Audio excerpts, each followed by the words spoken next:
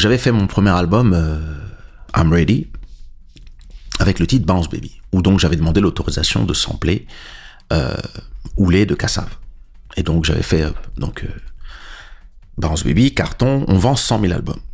À l'époque, les ventes d'albums, c'était donc des CD, tu vois. Et chaque CD vendu, c'était 10 € dans la poche du producteur. 100 000 albums plus tard, les producteurs, donc Sony Music et le label dans lequel j'étais, génèrent donc la Fnac vendait les albums 20 € à l'époque. D'ailleurs, c'était en francs, donc je crois que c'était 100 francs ou 120 francs. Mais on va rester en euros. Donc c'était 20 $ par disque. On achetait les disques, je crois 19,99, c'était le prix vert. Donc, à 20 € fois 100 000, c'était 2 millions d'euros dans la poche du producteur. Ok ? Dans ces 2 millions d'euros, il y avait une partie qui allait dans les droits d'auteur, il y avait une partie qui allait à la Fnac, au magasin qui vendait, etc. En tout, pour toi, le producteur, il te restait 10 000. 10, 12, 13 000, mais on va simplifier pour que vous compreniez. Donc, il restait 10 €. Donc, 100 000 albums vendus, 1 million d'euros pour le producteur. Donc ça, c'est ce que ça avait rapporté à mes producteurs à l'époque. Moi, l'artiste, je touchais 8% ou 10%, donc j'avais touché à peu près 80 000 € de droits, enfin de royalties, plus ma SACEM, plus machin. Mais quand tu vends 100 000 albums en 1998, tu génères à peu près 300 000 € de droits d'auteur, c'est-à-dire la SACEM. Donc chaque passage radio, chaque concert que tu fais, chaque fois que ça passe dans un magasin, chaque fois que ça passe à la télé, ça génère des droits. Et mon clip passait sur M6. Donc on se retrouve avec, en droit d'auteur, je dirais 300 000 € qui sont partagés entre les meilleures chansons de l'album. Et donc, dans la chanson qui était la plus connue, c'était Bounce Baby, puisque c'est celle qui passait à la télé, celle qui passait à la radio, celle qui avait cartonné. Donc, dans les 300 000 € qui ont généré, il y a au moins 200 000 € qui sont partis à Bounce Baby. Et les droits d'auteur de Bounce Baby, c'était donc 50% pour moi et 50% pour l'auteur original de Oulé de Kassav, qui est Jacob Devarieux. Donc, il touche 100 000 €, je touche 100 000 €. Donc, tout le monde est content, incroyable, là, ça sème, machin. Et qu'est-ce que lui va faire à l'époque, paix à son âme? Qu'est-ce qu'il fait? Il dit aux autres artistes antillais, aux autres chanteurs de zouk, le petit, là, il m'a rapporté 100 000 €. Donc, tous les autres chanteurs de zouk de l'époque, tous les autres, ceux qui ont 60 ans, 65 ans aujourd'hui, ont tous dit à mes producteurs, quand le petit, là, il fait son prochain album, vous pouvez me sampler. Moi aussi, je veux le deal 50-50. Donc, nous, on est là, le petit va faire sa chanson et ça va nous rapporter de l'argent. Petit, vas-y. Et donc, quand je vais à New York enregistrer mon deuxième album, mes producteurs me disent, voici une liste. Si tu peux nous refaire dans ton album, allez, la moitié de l'album, ou si tu peux même nous faire 5 ou 6 morceaux où tu samples un de ces 20 morceaux, ça serait bien. Comme tous ces morceaux sont déjà chez Sony en édition, ou chez des gens qu'on connaît, ou ça c'est notre pote, machin, tous ces gens-là veulent aussi que comme ton prochain album va générer probablement, ton premier a généré eux c'est ce qu'ils disent dans leur tête, ils disent le premier a généré 1 million d'euros, le deuxième va sûrement générer 2 millions d'euros puisqu'il va être très attendu. Donc il y a tous les gens qui se disent, voilà, si ce gars nous génère 600 000 € et qu'il nous fait 3, 4, 5 samples, on peut faire 3, 4, 5 clips et puis ça va cartonner. Bon. Et moi, je suis à New York. avec mon mentor, Papa Djoubé, dans son studio en train d'enregistrer mon deuxième album. Et depuis que mon album est sorti, à l'époque, eh ben moi, j'allais déjà sur Internet. Donc, on est en 1999 et on est sur le net. Et quand je vais sur le net, il n'y avait pas TikTok, il n'y avait pas Instagram, il n'y avait pas Facebook, il n'y avait pas MySpace, il n'y avait rien de tout ça. Mais il y avait les forums de discussion. Et il y avait un forum de discussion qui s'appelait... Oh, Stevie de Music Feeling, qu'est-ce qu'il veut?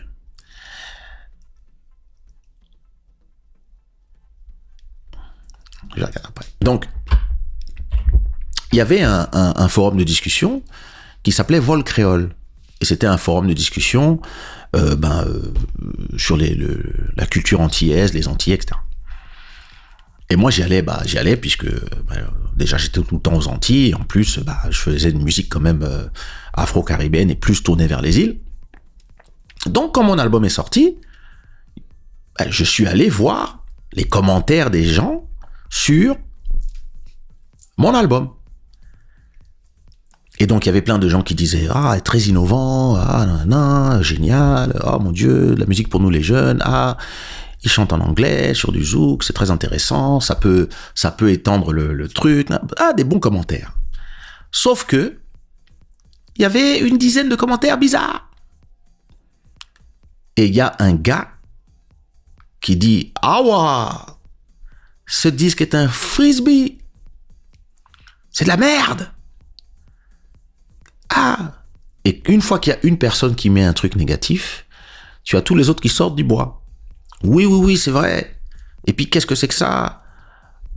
Du zouk en anglais, c'est n'importe quoi. Ça dénature le zouk. C'est pas ça le zouk.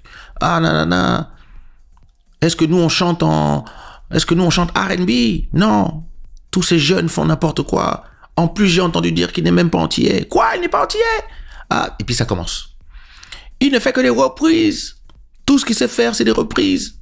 Ouais, s'il n'avait pas Kassav, ça n'aurait pas marché. Or, moi, j'ai un sample de Kassav, un sample de Rotin, et tout le reste,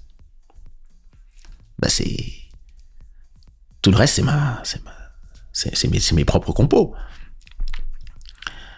Et j'ai des duos avec Tania Saval dans l'album, Jean-Michel Rotin, les organes, etc. Mais je commence à lire ces commentaires.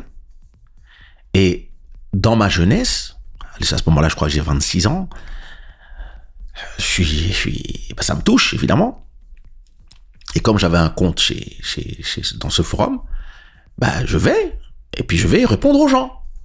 Et je leur dis non, tout d'abord, Bounce Baby, ce n'est pas une reprise, j'ai pris un sample de Kassav, et le sampling, ça fait partie de ma culture hip-hop, et au lieu de sampler James Brown comme un Américain, j'ai samplé ce que moi et tous les Africains, on écoute depuis qu'on est tout petit, c'est-à-dire Kassav. Voilà. Et puis j'ai répondu à certaines personnes. Ouais, si tu n'aimes pas, tu as le droit de pas aimer et de pas écouter, mais quand tu dis que le travail de quelqu'un d'autre c'est de la merde, je trouve que c'est un manque de respect. Et je répondais aux gens à droite à gauche. Et les gens me disaient « Ah voilà, vous, de toute façon, vous les artistes, on peut rien critiquer, on dit quelque chose, vous venez là, vous croyez qu'il faut vous lécher. » Et moi, je fais « Mais non. Je vous demande juste d'être respectueux, en fait, avec le travail des autres, et vous dites des trucs qui sont faux. Et premièrement, j'ai jamais dit que je faisais du zouk. Je fais des mélanges de rap, de R&B, de zouk, de musique africaine, un peu de tout. Et dans cet album, il y a un peu de tout, et ça représente ce que moi, un jeune qui est grandi dans plusieurs pays, c'est ma culture. J'ai un peu de tout, et voilà, et c'est tout. Et je force personne d'aimer, mais bon, force est de constater que ça vend. On en a vendu 100 000, donc bon, il y a une génération de gens qui aiment. Et ils me sont tombés dessus, comme j'ai répondu, évidemment, ils me sont tombés dessus. Ouais, de toute façon, c'est pas du vrai zouk. J'ai pas dit que c'était... Et ça... De toute façon, ouais, non. Et puis là, ça a commencé dans le forum, c'est devenu très négatif. Tout le monde était là, ouais, de toute façon, oui. Il y avait des centaines de commentaires. Ouais, non. S'il n'y avait pas le sample de Kassav, ça n'aurait pas marché. Non. Tu n'aurais jamais vendu tous ces disques si c'était pas pour Kassav. En fait, c'est Kassav qui... Ok. Maintenant, moi, je suis à New York. Donc, quelques mois plus tard, je suis à New York. Et mes producteurs me disent, il faut que tu samples d'autres trucs. Tu peux sampler d'autres cassaves si tu as envie. Jacob a donné l'autorisation, évidemment, tu leur as apporté des thunes. Et les autres artistes disent que tu peux sampler. Tu peux sampler Annick et Jean-Claude, tu peux sampler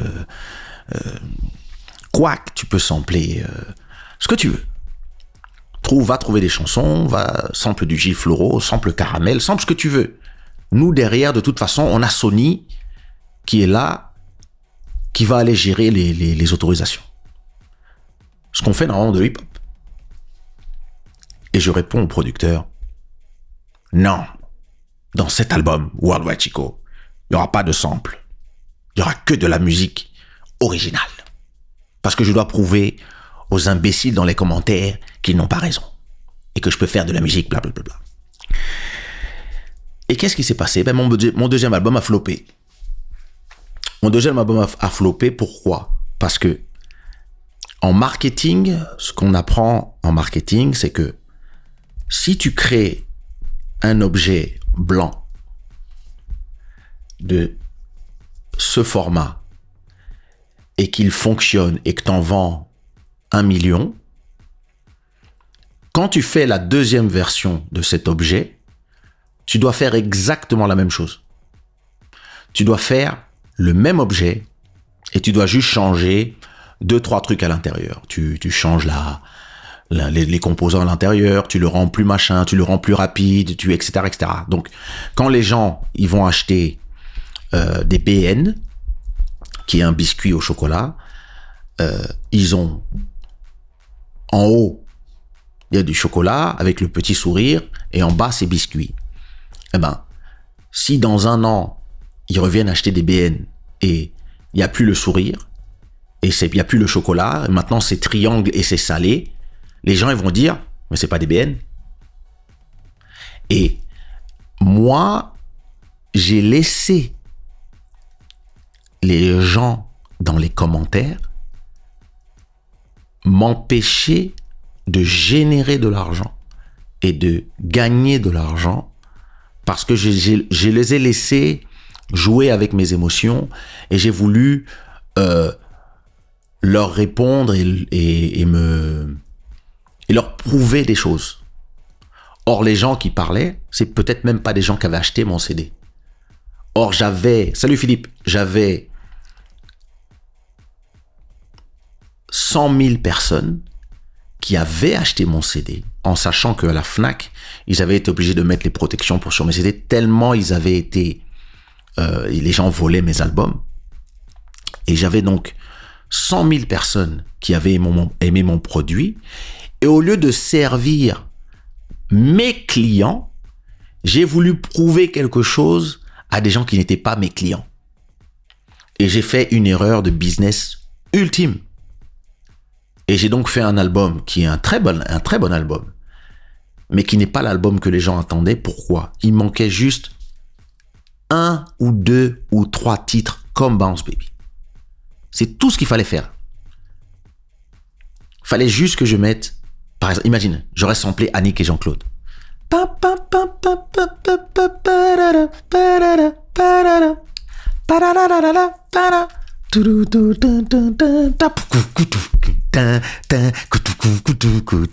Yo, I see him, et j'aurais fait un refrain comme You better bounce baby, j'aurais dit Now we dance now, un truc comme ça, ça aurait explosé. Mais au lieu de faire ça, j'ai voulu prouver quelque chose aux 2 personnes à qui il faut jamais rien prouver. Premièrement, les gens dans les commentaires qui sont pas tes clients et donc qui sont pas tes vrais fans, que tu ne reconnais pas, qui viennent juste parler pour parler, parce que voilà, il y a un truc où on vous dit que vous pouvez commenter et vous croyez que ça vous intéresse. Et moi, dans le chat là, il y a plein de gens qui parlent que je calcule pas. Pourquoi? Parce qu'en vérité, j'ai compris que ces gens-là ne m'intéressent pas. J'ai pas à m'intéresser, je suis pas obligé. Ils viennent parler, mais en fait, et donc il y a ces gens-là premièrement, et le deuxième autre groupe de gens à qui il faut jamais rien vouloir prouver, c'est les autres artistes. Surtout des artistes qui vendent moins que toi. Moi, j'avais dit ça à l'époque au Poetic Lover. Quand les Poetic Lovers ont vendu presque 1 million de CD à l'époque et qu'ils étaient devenus les Boyz II Men de France, tous les chanteurs de R&B les critiquaient et tous les chanteurs de R&B leur disaient ouais, de toute façon vous avec vos chansons à l'eau de rose, vous n'êtes pas les vrais, nanana, nous Jodeci, nanana. Et je leur disais les gars à qui vous parlez et à qui vous voulez prouver quelque chose sont pauvres. C'est vous qui avez gagné le game. Vous n'avez pas à prouver à ces gens-là que vous êtes des vrais chanteurs de R&B, puisque à la fin, tous ces gens-là, leur rêve, c'est d'aller sur M6, c'est d'aller chanter chez toutes les petites blondes à qui vous chantez. Et beaucoup d'artistes, malheureusement, vont tomber dans ce piège, en fait. Le piège de lire les commentaires et laisser les commentaires te bouffer la tête. C'est quelque chose qui est compréhensible, hein, parce que voilà, quand tu as envie d'être aimé, t'as envie que les gens soient d'accord avec toi, mais en fait, tu te rends compte avec le temps que en vrai de vrai, il vaut mieux juste te gérer ton business et ne pas t'intéresser en vérité aux critiques quand elles ne sont pas constructives. C'est-à-dire